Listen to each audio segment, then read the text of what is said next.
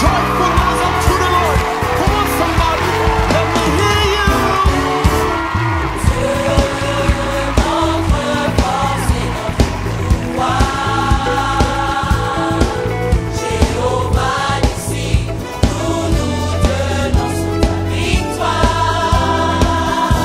Au roi des rois, en toi nous mettons tout espoir. Et la prophétie par excellence, c'est la parole de Dieu. Alléluia. La prophétie par excellence, elle est facile. Elle correspond à parler aux ossements desséchés, à la situation qui semble difficile. Toi-même, tu parles avec la parole de Dieu et l'Esprit de Dieu.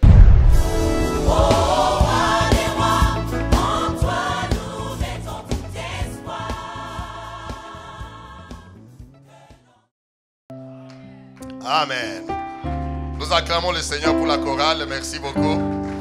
Que Dieu vous bénisse.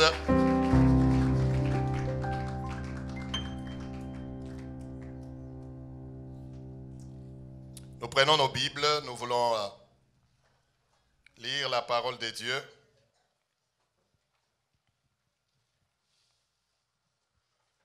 J'aimerais que nous puissions aller ensemble dans notre premier texte.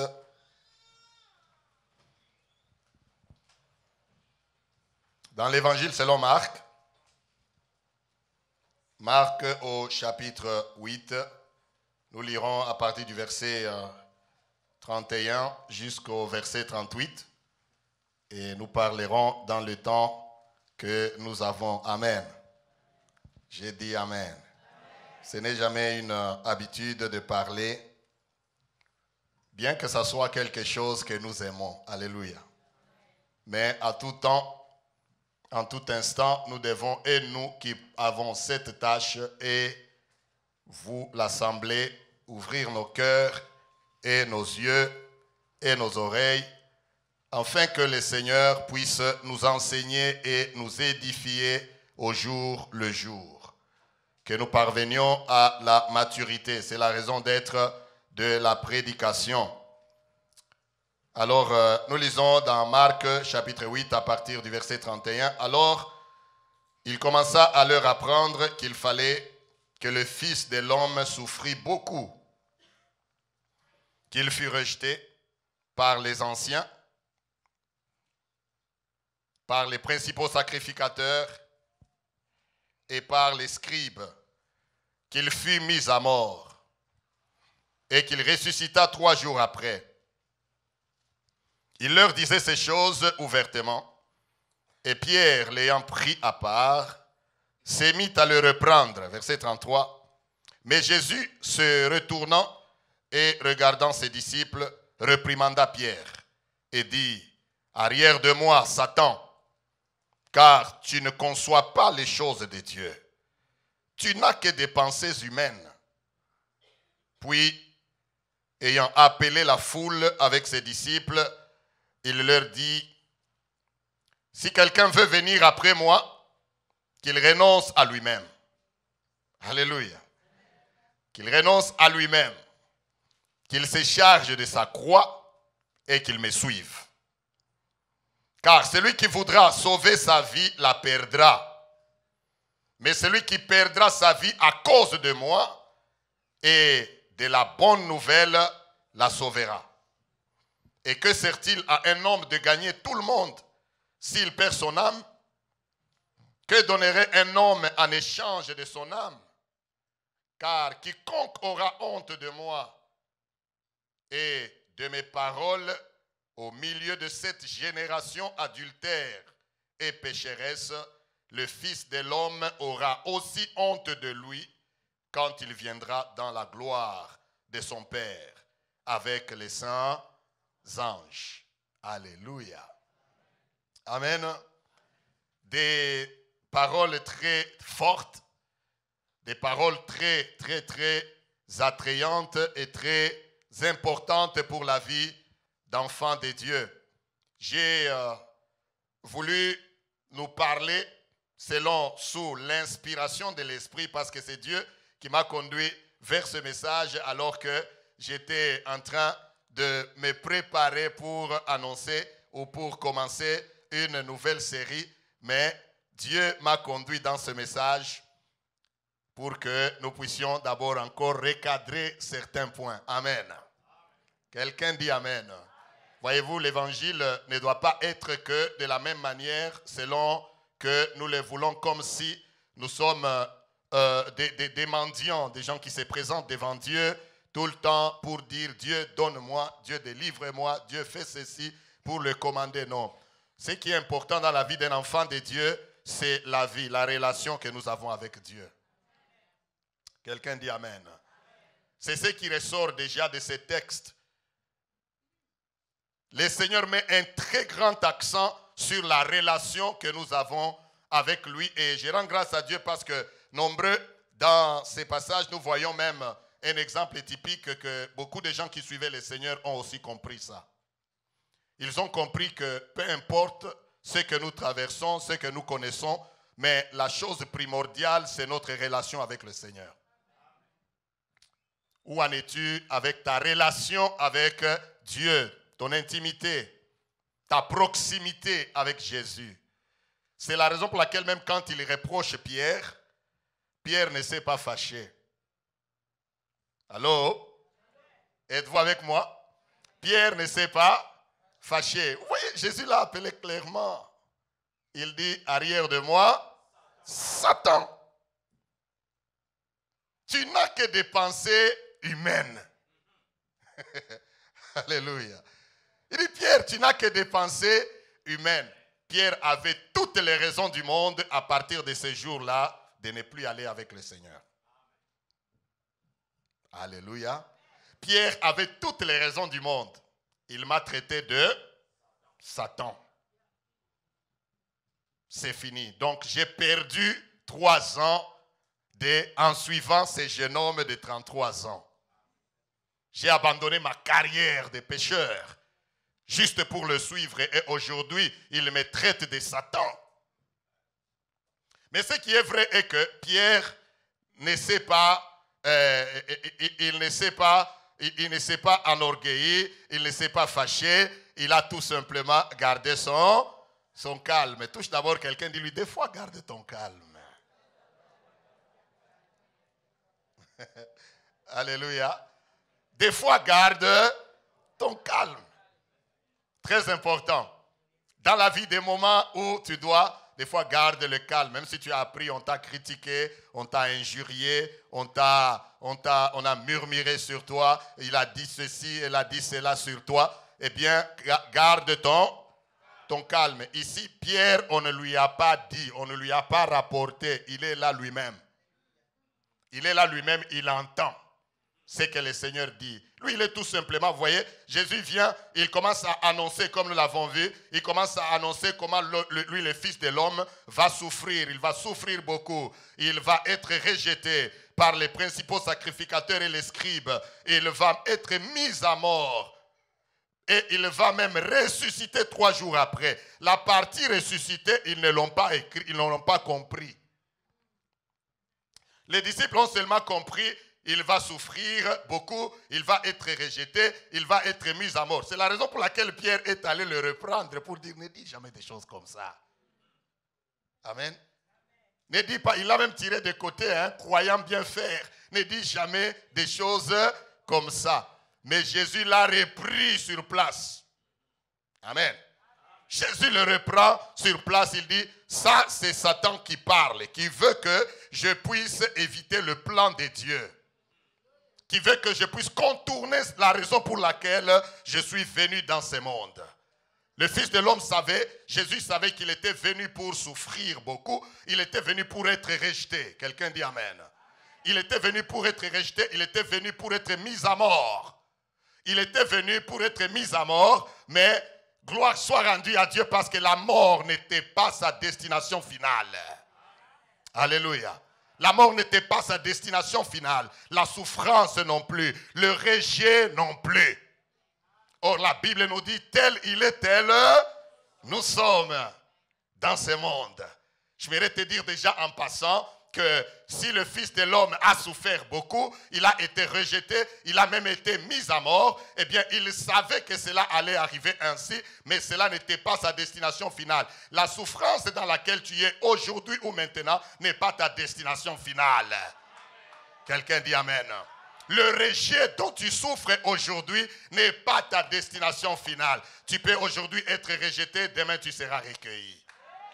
Tu peux aujourd'hui être méprisé, demain tu seras honoré. Touche d'abord quelqu'un, dis-lui demain, demain, demain. Demain, quelqu'un dit Amen. J'ai dit demain, quelqu'un dit Amen. Raison pour laquelle les gens qui ont compris ces choses, comme l'apôtre Paul, il écrit aux Philippiens, il dit, ce n'est pas que j'ai déjà atteint la perfection, ce n'est pas que j'ai déjà saisi le prix ou la couronne, mais ce que je fais une chose. Quelqu'un dit Amen. Il dit, je fais une chose, oubliant ce qui est en arrière.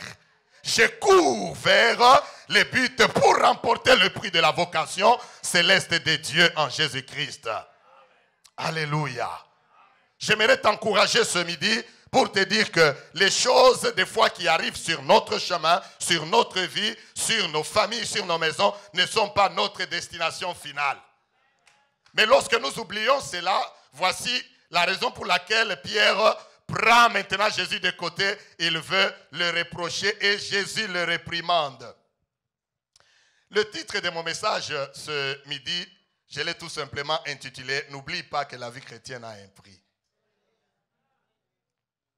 Alléluia. Touche-moi d'abord quelqu'un. J'aime cette, comment on dit, interaction. Hein? Touche quelqu'un, dis-lui, n'oublie pas que la vie chrétienne a un prix.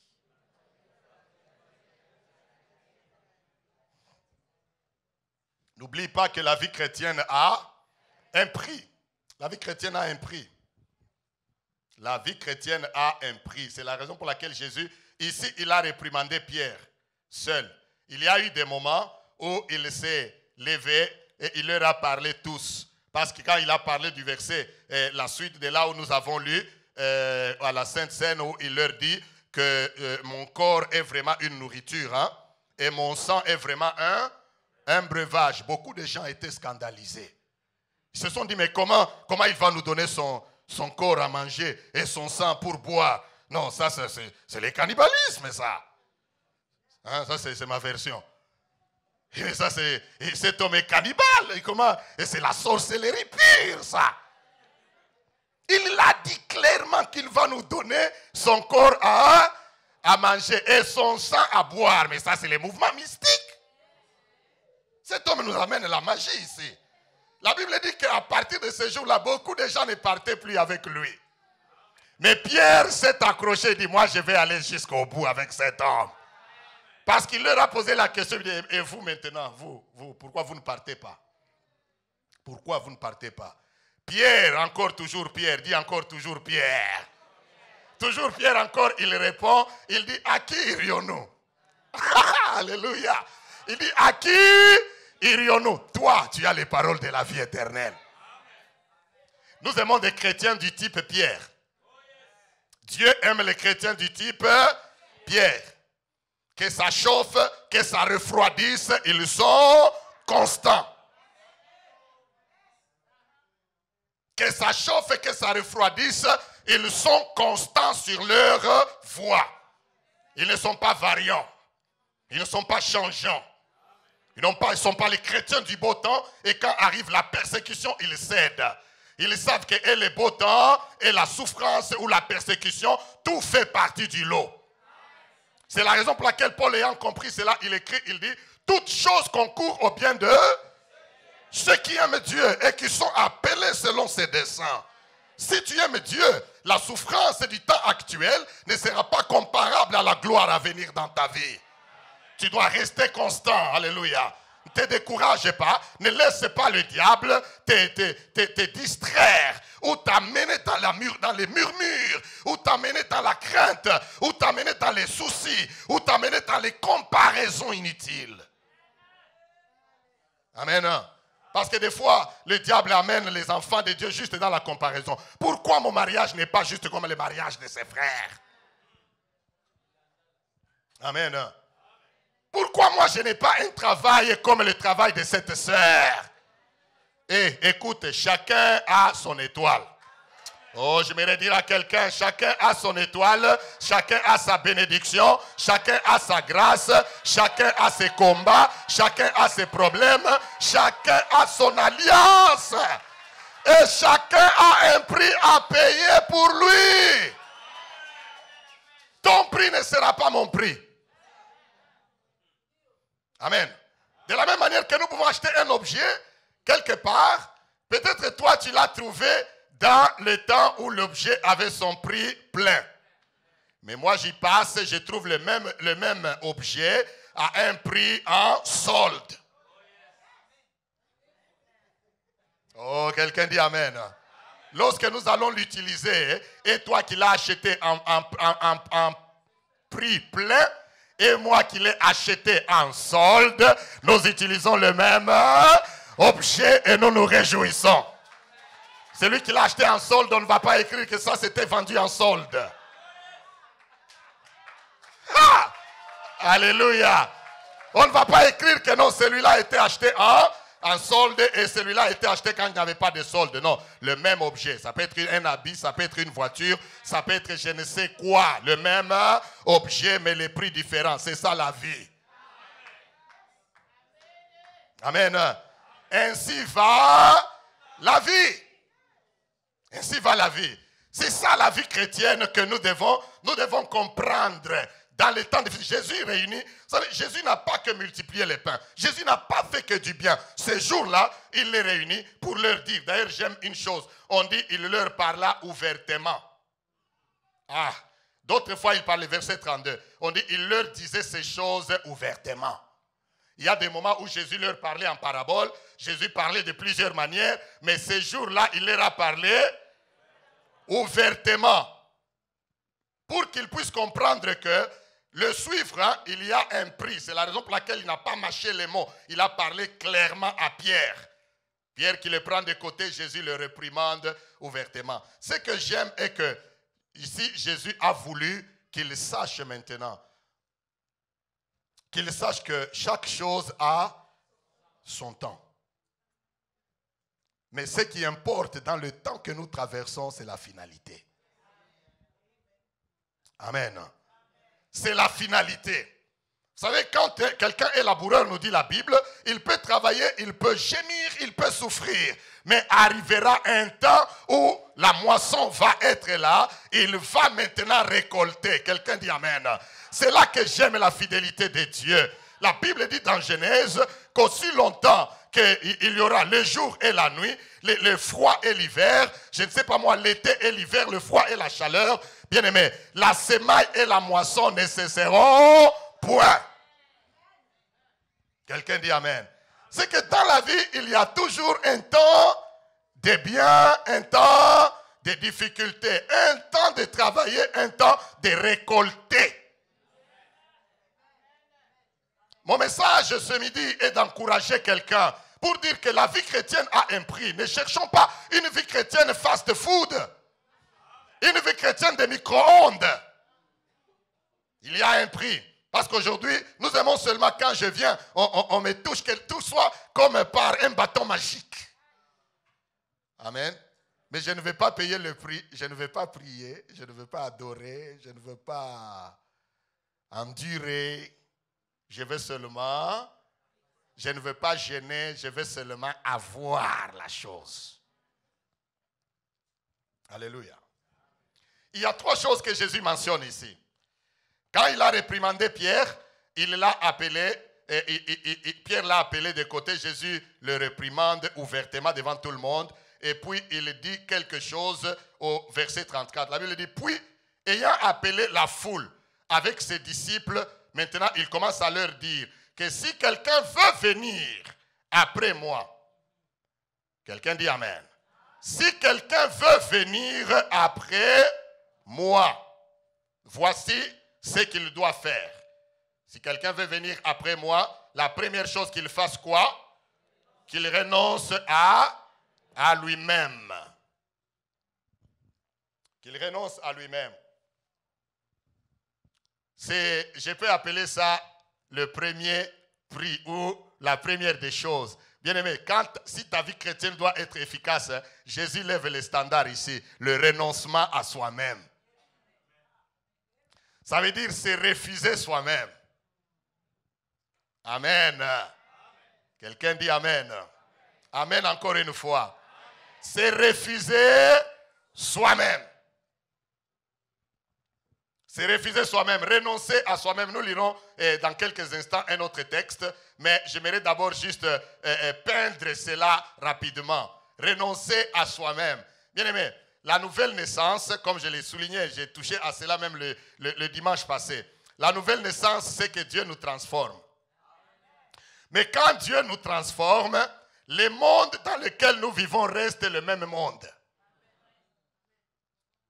Amen.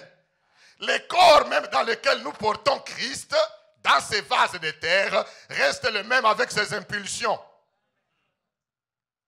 Mais seulement un enfant de Dieu doit apprendre à renoncer aux sentiments du corps. À renoncer à tout ce à quoi le corps aime nous pousser. À accepter que, parce que j'ai accepté Jésus, je renonce à moi-même. Comme quelqu'un a dit, maintenant ce n'est plus moi qui vis, mais c'est qui? C'est Christ qui vit en moi. Je me demande si vraiment nous chrétiens, les chrétiens actuels, les chrétiens d'aujourd'hui, c'est réellement Christ qui vit en eux. Amen. Touche d'abord quelqu'un de lui, est-ce que c'est vraiment Christ qui vit en toi? Alléluia. Est-ce vraiment Christ qui vit en toi? Si c'est Christ qui vit en toi, as-tu renoncé à toi-même? Renoncer à soi-même, ça veut dire accepter même des choses qui étaient pour nous des gains. Accepter même que les hommes qui ne pouvaient pas nous mépriser, qu'un jour peut arriver où ils peuvent nous mépriser. Quelqu'un dit amen. Accepter même que les gens que nous considérons les plus bas peuvent se jouer ou se moquer de nous, mais à cause de Christ. À cause de Christ, on se tait et on laisse regarder les choses passer. Un chrétien, des fois, un chrétien doit accepter que même les gens les plus méprisables, quelqu'un dit amen, les gens qui ne sont pas logiquement parlant de ton rang, amen. Mais parce que maintenant, nous sommes tous dans le même rang, le rang des fils et des filles de Dieu. Nous pouvons nous asseoir ensemble, et juifs et païens. Comme la Bible dit, et juifs et grecs et païens que nous étions. Parce que nous avons été rachetés au même prix. Il n'y a pas quelqu'un qui a été racheté à un autre prix. Nous tous par le même prix, le sang de Jésus. C'est pourquoi, dans la vie chrétienne, ne méprise personne. Aussi longtemps que quelqu'un a donné sa vie à Jésus, il est une âme pleine de valeurs. Il est une âme que le Seigneur a aimée. Nous devons apprendre à nous honorer. Les uns les autres, quelqu'un dit amen. À nous regarder avec les yeux d'amour. Oh, moi je dirais un bon amen. Renoncer à soi-même, c'est qu'il y a un temps, j'étais imbu de moi-même. Mais en Jésus-Christ, Christ nous déplume. Nous revêtons Christ. Quelqu'un dit amen. Nous revêtons Christ. Je vous donne les principes qui peuvent vous aider à vivre chrétiennement partout où vous êtes. Il dit, si quelqu'un veut me suivre, donc jusque-là, Jésus ne considérait pas encore que ces gens le suivaient. Je vais vous étonner. Quelqu'un dit amen. Donc jusqu'ici, parce que Jésus s'élève, il commence à leur dire tous. Il dit, si quelqu'un veut venir après moi, qu'il fasse quoi? Premièrement, qu'il renonce à lui-même. Parce que vous savez, il y a d'autres endroits où il leur a parlé, il dit, vous me suivez. Je sais pourquoi vous me suivez. Amen. Jésus disait à certaines personnes, je sais pourquoi vous me suivez. Vous me suivez non pas parce que vous avez vu des miracles, mais vous me suivez parce que vous avez mangé les pains et les poissons. Amen. Donc là, je pense quand il parlait à ces gens-là, il commence à regarder partir. Il nous a découvert. Parce qu'il y a certainement des gens qui, pour eux, en suivant Jésus, ils ne le suivaient pas pour autre chose. Ils le suivaient pas. Lui, il enseigne, il dit, que tu finisses vite fait les pains.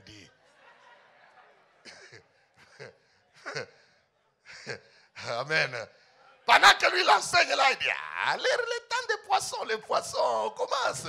Nous, on veut manger les poissons. Donc, il a compris que ces gens-là, il y en a nombre qui les suivaient, non pas pour la vie éternelle, mais ils les suivaient pour les choses du monde. Raison pour laquelle il dit à Pierre que tu n'as que des pensées humaines. Frères et sœurs, changeons d'abord nos pensées. Détournons nos regards des moments et d'autres, des choses de ce monde, portons nos regards vers la vie éternelle. Quelqu'un dit Amen. Changeons des fois, détournons-nous des choses du monde, parce que vous voyez, les choses qui nous préoccupent à 90%, si pas 99%, c'est toutes des choses charnelles. Il y a des gens qui sont devenus trop charnels, mais tout en s'appelant chrétiens. Charnel. Quelqu'un m'a envoyé une vidéo là, un serviteur est en train d'injurier les gens du haut de la chair. Charnel. Amen. C'est vrai, nous sommes dans la chair, nous sommes dans ce monde, mais nous ne sommes pas de ce monde. La vie chrétienne, c'est la transformation. La vie chrétienne, c'est la nouveauté de vie. La vie chrétienne, c'est l'humilité. La vie chrétienne, c'est la recherche de la paix. La vie chrétienne, c'est le renoncement à soi-même. J'étais bagarreur, je ne suis plus bagarreur. À cause du Christ et à cause de la vie éternelle. Que quelqu'un me donne un amen. Renoncement à soi-même. Jésus savait, je vais nous dire une chose, même ce matin tel que nous sommes là assis, Jésus sait le motif de chacun de sa présence en ces lieux. S'il ouvrait seulement nos cœurs. Nous pouvons être là nombreux, chacun est venu pour une raison quelconque. Il y en a qui sont venus seulement parce qu'il y a un rendez-vous, après nous allons aller faire le business à tel endroit. Il y en a qui sont venus seulement, je vais aller voir tel aujourd'hui, je vais le rencontrer. Les lieux pour se rencontrer, c'est à l'église. Amen. D'autres sont venus dire, je vais aller ce dimanche pour qu'on prie pour moi parce que cette maladie me dérange. C'est bien, ce sont des raisons nobles. Amen. Mais j'aimerais que désormais, que tu changes un peu ta façon de voir les choses. Je vais aller prier, je vais aller adorer le Seigneur pour la vie éternelle. Quelqu'un dit Amen. C'est pour la vie éternelle. Les choses dans lesquelles nous sommes sont les choses de la vie éternelle. Écoutez, c'est une déclaration que Jésus a dite ici qui me surprend. Il dit, que sert-il à un homme, verset 36, que sert-il à un homme de gagner tout le monde s'il perd son âme? Que sert-il à un homme de gagner le monde entier si à la fin il perd son âme? Ton âme. Ce qui est important, c'est l'âme. Alléluia. Je dis toujours et je le répète, je ne cesserai jamais de le répéter. L'homme est tripartite. Bon, c'est-à-dire 3 parties. C'est un débat théologique. Il y en a qui disent que non, il est bipartite. Donc ça veut dire 2 parties, d'autres tripartites. Mais ce qui est vrai est que ceux qui disent que l'homme a 2 parties, ça veut dire que l'homme est corps et âme, esprit. Et ils disent que l'âme fait partie de l'esprit. Mais ceux qui disent que l'homme est tripartite distinguent les 3, le corps, l'âme et l'esprit. Là n'est pas le débat, mais ce qui est réel, si tu veux comprendre cette vérité ou cette doctrine, ça veut dire que l'homme n'est pas nécessairement ce que nous voyons. Oh, quelqu'un dit Amen. L'homme n'est pas ce que nous voyons avec nos yeux physiques. En d'autres termes, toi là, tel que tu es là, ce n'est pas ce corps que nous voyons. Ce corps est une enveloppe. Ce corps est une tente. Amen. Ce corps est une couverture. Le jour viendra où tu sortiras de ce corps réellement. Tu sors, tu le vois. Les gens qui rendent témoignage que le Seigneur a ramené de la mort à la vie. Ils rendent témoignage, ils disent quand ils regardent ce corps dans la mort là, ils sont déjà sortis. Des fois, ils ont difficile d'accepter d'y rentrer. Vous avez entendu ce témoignage? Plusieurs fois. Les gens qui sortent, je ne dis pas qu'ils sortent mystiquement, non. Parce que maintenant, là, tout le monde sort du corps. Hein? Ils sortent même, des gens disent que non. L'autre vient dire, oh, vous commencez à sortir du corps. Lui, il s'étonne, mais toi, tu ne sors pas encore. Viens, je vais te montrer comment tu vas sortir. Laisse-moi tranquille, je sortirai les jours que le Seigneur sonnera la trompette. Quelqu'un dit Amen. Nous ne sortons pas, je ne parle pas de ces sorties-là de corps qu'on appelle, comment on appelle ça encore? Les voyages astrales ou voyages astraux, comme vous voulez. Non, ça c'est sortir d'une manière mystique. Ça c'est la sorcellerie. Amen. Ça c'est la sorcellerie, c'est la magie. Comme on dit que quelqu'un est sorti quelque part, il s'est enfermé. Lui, il disait toujours que je vais aller en retraite. Quand il va en retraite, il sort du corps, il voyage. Il dit, n'ouvrez jamais cette porte. Hein? Et après, un jour là, on l'a vu, il a voyagé, il est entré, on croit qu'il est en retraite, alors que lui, il est déjà parti. Maintenant, on vient, il y a un problème, on frappe. On vient, on ouvre la porte. Il faut forcer la porte. Comment il ne sort pas? On ouvre la porte, il est là depuis qu'il était étalé. Le corps est déjà parti. Alors maintenant, il s'approche. Il se dit que non, il est mort. Amen. Allez faire quoi? Allez l'enterrer. On l'a pris, on est allé enterrer le corps. Il est resté en train d'errer comme ça et de faire rêver les gens. Vous avez enterré mon corps. On t'a enterré. Toi, tu voyageais pourquoi? Amen. L'affaire est terminée. Ça, ce sont des voyages mystiques. Ici, je parle pour rentrer à ce que je disais. Hein. Le corps que tu as là, ce n'est pas tout. Le corps que nous avons nous abrite seulement. Le vrai, nous sommes à l'intérieur là. Le vrai, toi, dès que le corps dort, toi-même, tu sors maintenant. Et là, tu vas maintenant dans la réalité éternelle. Si tu as vécu pour Christ, tu vas maintenant aller dans la joie éternelle, dans la vie éternelle. Mais si tu n'as pas vécu pour Christ, hein, c'est là que tu vas aller dans les tourments éternels, dans la souffrance et dans l'enfer. Réel, clair, pour l'éternité, où il n'y a plus d'amour, il n'y a plus de pitié. Nous devons parler de ces choses. C'est pourquoi la Bible dit les fornicateurs, les impudiques, les adultères, les menteurs, les voleurs, etc. n'hériteront pas le royaume de Dieu. Ça veut dire qu'ils n'ont pas renoncé à eux-mêmes. Ils sont et à l'église et dans le monde. Le jour que tu meurs, ton âme voudra aller vers la vie éternelle, mais une force la poussera vers la mort éternelle. L'église doit apprendre ces choses. Amen. Parce qu'il faut que nous vivions une vie chrétienne pure. Partout où nous sommes chrétiens ayant renoncé à soi-même. Jésus dit, si quelqu'un me suit, il doit d'abord renoncer à lui-même. Tu renonces à toi-même et puis tu le suis. Donc, il y a beaucoup de gens que Christ regarde. Raison pour laquelle vous voyez, des fois nous prions. Le Seigneur dit, donnez-moi vos cœurs, donnez-moi vos cœurs. Souris un peu. Amen. Donnez-moi vos cœurs, donnez-moi vos cœurs. Vous n'avez jamais été dans une prière où on a de... Tout le temps. Mais nous disons que nous suivons Jésus, non? Comment nous suivons Jésus, mais nos cœurs sont où? Amen. Amen, enfant de Dieu.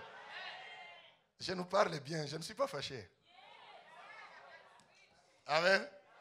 Je nous enseigne bien, je ne suis pas fâché. Parce que si je ne nous dis pas ces choses, si je commence à venir vous dire, oh, guérison, délivrance, bénédiction, prospérité, ceci, cela. Je dois vous parler aussi des choses de la vie éternelle. Tu dois renoncer à toi-même. Arrête de parler comme tu parles là. Tu vas perdre ton âme. Arrête de faire des choses que tu fais là. Des fois, ces choses-là nous bloquent. Et ici, quand Dieu dit, donnez-moi vos cœurs. Donc, il y a des gens, beaucoup de gens qui suivent le Seigneur, mais en réalité, ils ne le suivent pas. Amen. Donc, beaucoup de gens suivent les églises, suivent les pasteurs, suivent les prophéties, suivent les miracles, suivent les YouTube. Surtout aujourd'hui, les chrétiens, vous avez 3, 4, 5, 10 pasteurs. Amen. Tout ça pourquoi? Et vous mangez tout. Sur YouTube là, vous mangez tout. Raison pour laquelle on a aujourd'hui beaucoup de problèmes dans les églises. Parce que les chrétiens mangent à n'importe quelle table. Tout celui que tu ouvres là, il parle parce qu'il a, il a. Tu te mets à suivre, il devient ton pasteur. Il devient ton prophète.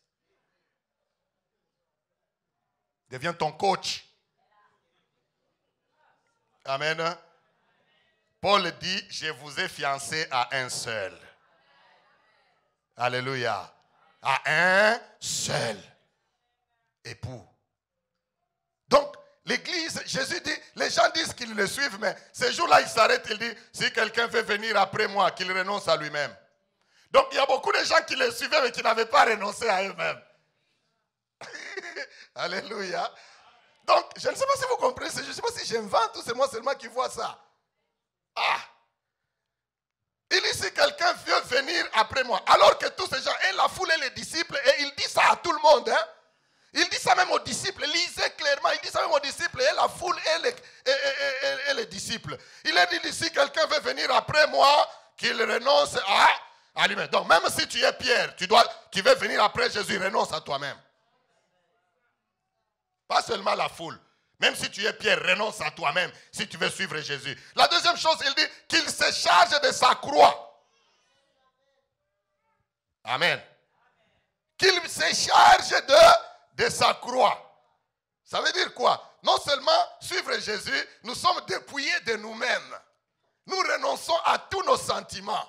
Nous renonçons à tout ce qui nous attirait autrefois. Nous renonçons à tout ce qui nous distrayait autrefois. C'est ça, renoncer à soi-même. Renoncer à soi-même, c'est abandonner tout ce qui te distrayait autrefois. Si tu es chrétien, il y a des choses qui te distrayaient dans le passé. Tu deviens chrétien, les mêmes choses continuent à te distraire.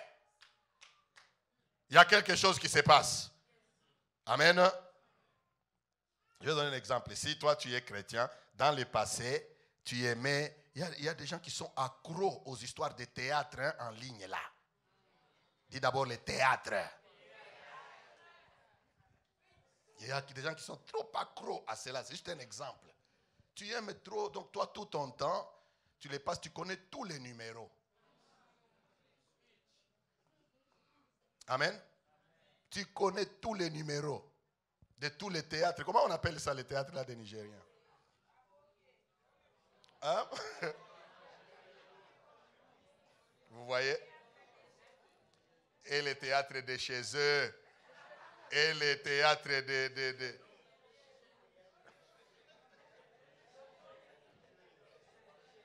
Ces choses-là sont faites avec des esprits. Vous savez comment je sais? Premièrement, vous allez voir que tous ne parlent pas du bien des choses de Dieu. La plupart. Quand ils font parler des pasteurs, c'est toujours d'une manière mauvaise, négative. C'est aujourd'hui, des fois, je regarde, je suis écœuré. On attrape un monsieur en flagrant délit d'adultère avec une femme, on dit que c'est un pasteur. Je dis, mais ici qu'est-ce qui montre que c'est un pasteur? Parce que le diable est derrière, n'est-ce pas, toutes ces choses-là pour discréditer les choses de Dieu. Ce qu'il vise, ce ne sont pas les pasteurs. Ce qu'il vise, c'est décourager les âmes qui veulent suivre le Seigneur à travers ces pasteurs. C'est pourquoi toute bêtise en ligne, là, toute bêtise dans les images, dans les films, c'est les pasteurs. Le diable s'est levé pour détruire l'église et pour détruire la foi des enfants de Dieu. Si tu ne renonces pas, ta foi va se refroidir. Tu vas être un chrétien juste d'apparence. Raison pour laquelle nous avons beaucoup de chrétiens d'apparence qui n'ont plus de fonds spirituels. Qui sont devenus comme des véhicules qu'on est en train de pousser comme les véhicules de chez nous là à l'époque quand on grandissait. On aimait ça quand on était petit. On aimait ça. Nous, on jouait sur les rues là. Vous voyez un véhicule là, un camion qui est en train de faire le rodage. Nous allons faire quoi? Nous allons pousser. Vous arrivez là, nous, ça nous faisait plaisir. Tu viens là, les gens sont en train de pousser. Et la voiture commence à faire... Si ça s'allume, boum, wow! On commence à se réjouir. Oh! Et puis il s'allume, il fait quoi? Il part. Mais d'autres, depuis qu'on a commencé à bousculer, il s'arrête, il ouvre les capots, il ferme. Venez, petit, venez. Après, vous vous fatiguez vous-même. Ah, viens, non, on a des choses à faire. Parce que ça ne s'allume pas. Vous voulez que nous, on fasse quoi? Il y a des chrétiens comme ça aujourd'hui. Amen. Nous poussons, nous jeûne et prière. Ah! Frère, un chrétien, tu dois être démarré une fois pour toutes par le Saint-Esprit. Les contacts normaux, la batterie normale, les pneus normaux, les moteurs normaux, tout en train de marcher normalement. On t'allume une fois et tu pars. Quelqu'un dit Amen. On t'allume une fois et tu pars. Parce que le Saint-Esprit est en toi. Parce que le Saint-Esprit nous touche. Le Saint-Esprit nous conduit. Nous avons renoncé à nous-mêmes. Parce que je sais que c'est mon âme. Il est question du salut de mon âme. Quand on en arrive aux histoires de l'âme, je ne peux pas blaguer. Quelqu'un dit Amen. Quand on en arrive aux choses de l'âme, il ne faut pas jouer. Parce que là, nous parlons, comme on dit en anglais, serious matter.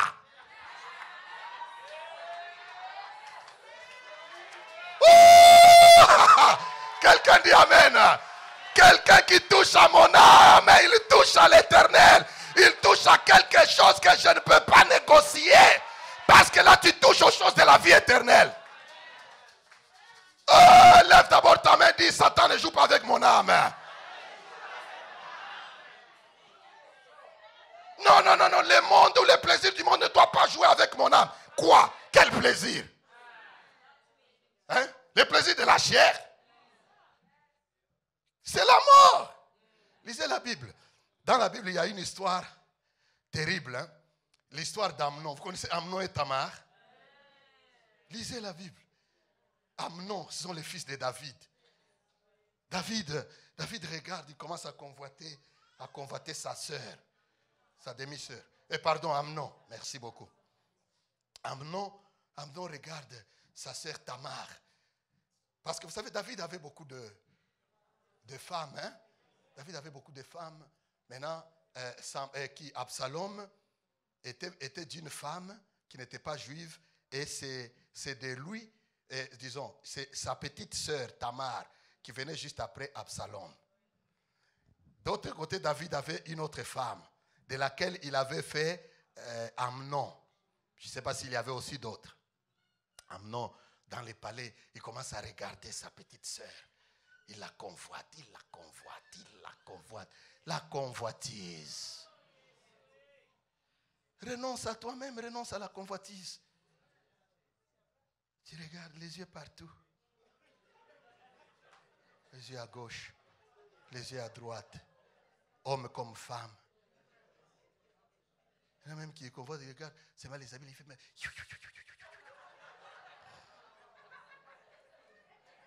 Je vous ai déjà raconté une histoire ici. Un frère en train de passer, ici même, en train de passer quelque part. Il roule et il s'arrête. Il regarde à côté. Il voit une dame, une policière. Il regarde.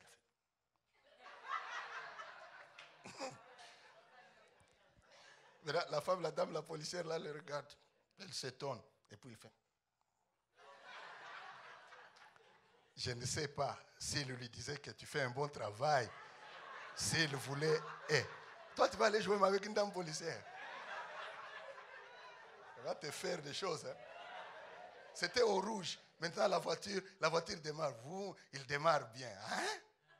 Il voit, la dame les laisse partir.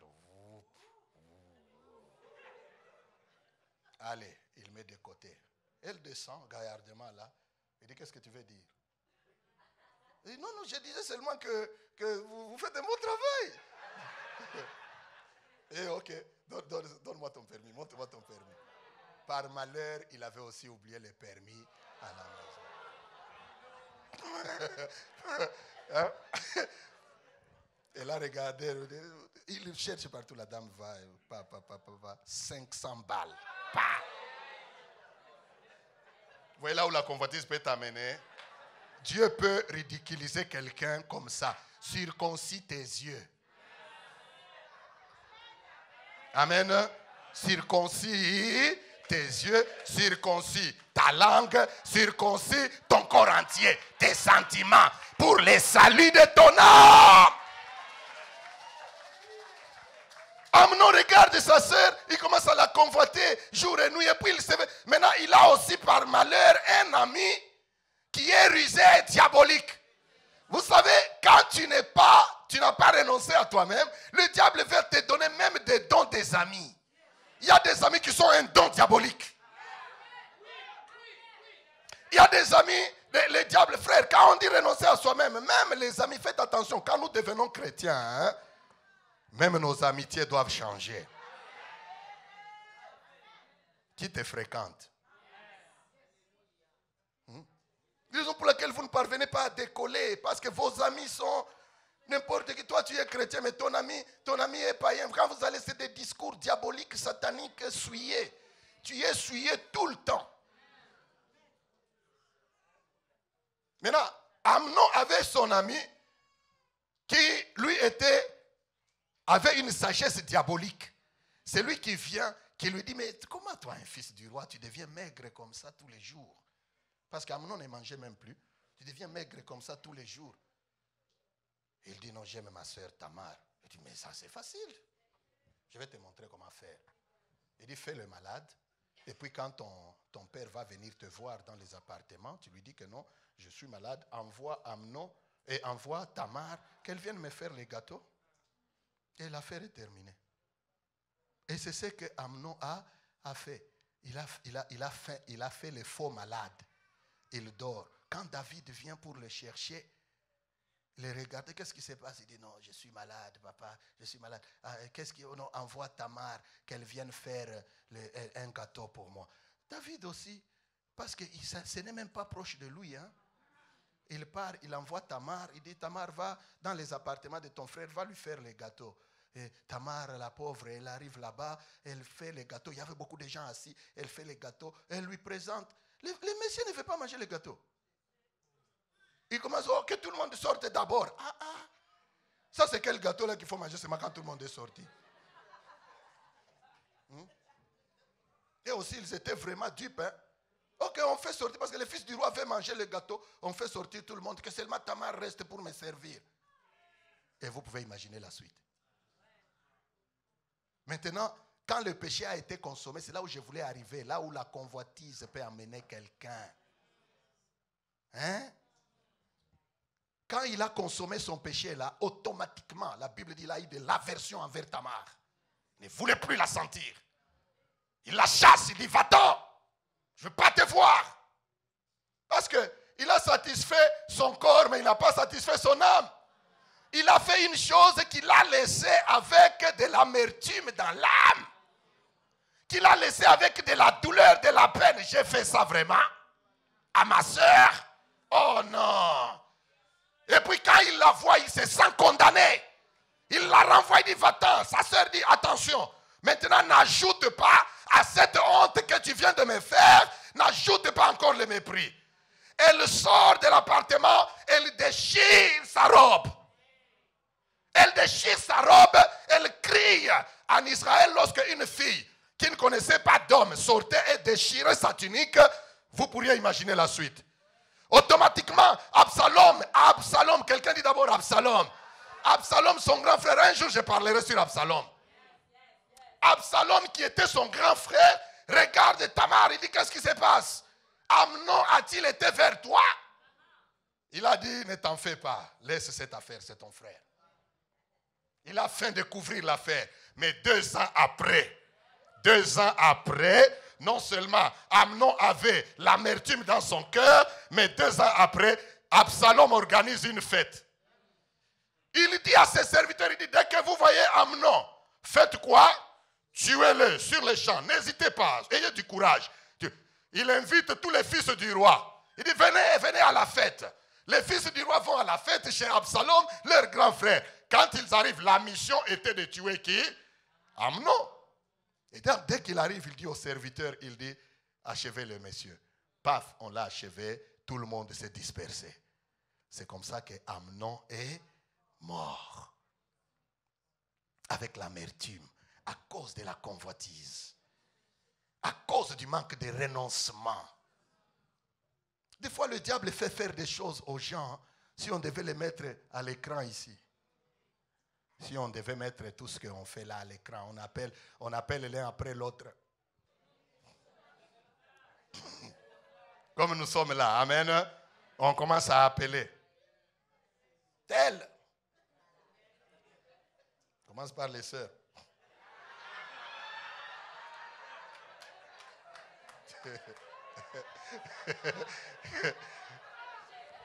Hein? On appelle seulement les noms là. On dit non, on ne rentre même pas d'une semaine en arrière. On rentre seulement à hier. On appelle ton nom, paf! Boum!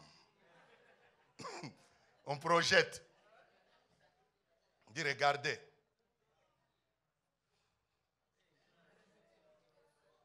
Il y en a d'autres, au lieu de regarder à l'écran, maintenant ils vont se mettre à te regarder. C'est toi? Nous on pensait que tu étais frère. Nous on pensait que tu étais notre sœur. Frère, renonce à toi-même parce qu'il est question de l'âme. Jésus dit, il est question de l'âme. À quoi servirait-il à un homme de gagner le monde entier et de perdre son âme? Frère, mieux vaut tout manquer sur cette terre, mais gagner l'âme, sauver mon âme. Quelqu'un dit amen. C'est ça la lutte que nous avons. Nous luttons corps, âme et esprit parce que nous voulons sauver nos âmes. Quelqu'un dit amen. Jésus dit qu'il renonce à lui-même, qu'il se charge de sa croix et qu'il me suive.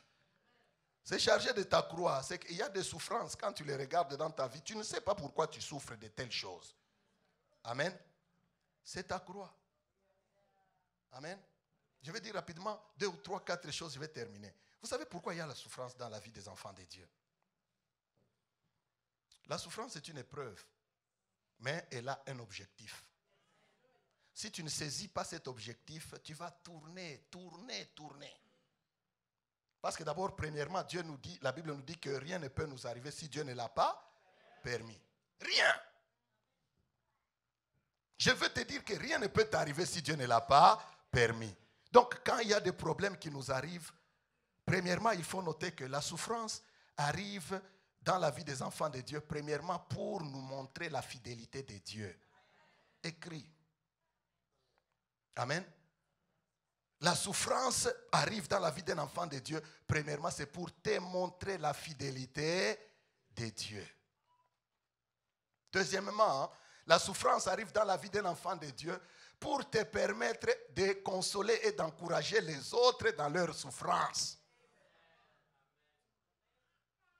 C'est biblique. Quelqu'un dit amen. Pour te permettre de consoler aussi les autres qui sont dans la même souffrance ou qui sont dans la souffrance où toi tu as été. Amen. Vous savez, si quelqu'un a connu la souffrance, quelqu'un qui est passé par des temps difficiles, si nous vous mettons ici à 2, quelqu'un est passé par les temps difficiles et l'autre n'est pas encore passé par les temps difficiles, on dit maintenant consoler celui-ci qui passe par les temps difficiles. Celui qui est déjà passé par les temps difficiles aura des mots. Ah, quelqu'un dit amen. Il aura des mots pour fortifier l'autre. Mais celui-là, les gens, si vous prenez quelqu'un qui a été un garçon, posez-nous la question, un garçon qui a grandi dans du beurre, fils à papa, voiture on change tous les jours. Généralement, ils arrivent à un moment où ils ne parviennent pas à percer. Parce qu'il était habitué qu'on lui faisait tout. Il y a des domestiques, il sort comme ça, maman dit pain. Même le beurre on met pour lui. Maintenant, demandez nous autres. Hein, frère. Maintenant, demandez. Nous autres, là, d'abord le thé lui-même pour l'avoir, la même rouge seulement. Et là, tu trembles, hein? Rio, aujourd'hui on a bu du thé. Aujourd'hui il y a eu du thé. Hein? Alors pour la vie, tu te bats. C'est ça. Et tu finis par percer et réussir. C'est ça. Dieu fait te faire passer par la souffrance. L'objectif, c'est pour que tu sois un encouragement pour les autres. Quelqu'un dit Amen. Donc, premièrement, pour que tu montres la fidélité de Dieu. Deuxièmement, pour que tu sois un encouragement pour les autres. Troisièmement, pour que tu puisses vivre l'amour de Dieu. Amen. Et s'il n'y a pas de problème, comment tu vas expérimenter que Dieu t'aime? C'est quand tu passes par des moments difficiles que tu commences à gémir, à prier, à chercher la face de Dieu. Et puis Dieu vient, il te console, il dit, je t'aime. Malgré ce que tu traverses, je suis avec toi. Je suis avec toi. Et tu sens l'amour de Dieu. Et tu es encouragé et tu persévères. Quatrièmement, c'est pour te permettre de rester en communion avec Dieu. Je le dis souvent, il y a des gens ici, si Dieu les bénit seulement aujourd'hui là. Ça veut dire qu'il y a des gens, pour lui, la bénédiction sera la mauvaise des choses que Dieu aurait fait. C'est pourquoi je nous parle de ces choses. Quelqu'un dit Amen. Pour que notre foi soit forte et ferme et solide, pour que même quand Dieu te bénit, il sait que non, lui, il a déjà renoncé à lui-même. Dieu te donne même beaucoup de millions, mais on te voit, tu es toujours le même. Amen. Tu es toujours le même parce que tu as déjà renoncé à toi-même. Même si on te remplit de maisons et de maisons avec l'or et l'argent, tu es toujours le même. Tu ne changes pas. $1000 ne va pas te changer. Hein? $1000, frère. Bon, maintenant on ajoute même 10 000. Que 10 000 doit te changer? Bon, et 100 000. 100 000 peut te changer? Il y a que quelques personnes qui disent non. Les autres savent. Les autres savent que 100 000, frère, 100 000, today. 1,000, 100,000. C'est des voyages improvisés. Que Dieu nous aide. Le message est que renonce à toi-même, charge-toi de sa croix et suis Jésus.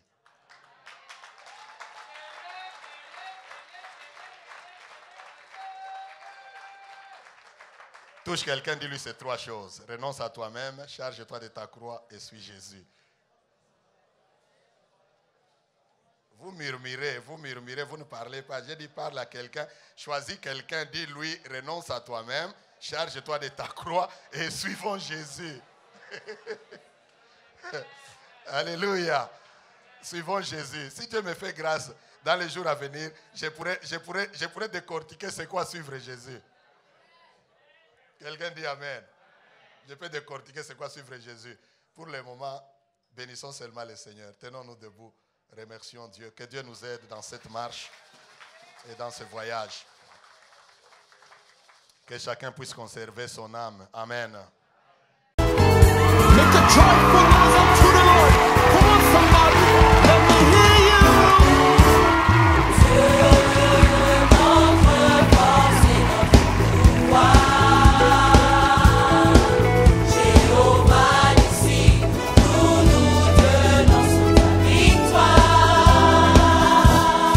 Des rois. Ô roi des rois, en toi nous mettons tout espoir. Et la prophétie par excellence, c'est la parole de Dieu. Alléluia. La prophétie par excellence, elle est facile. Elle correspond à parler aux ossements desséchés, à la situation qui semble difficile. Toi-même, tu parles avec la parole de Dieu et l'Esprit de Dieu.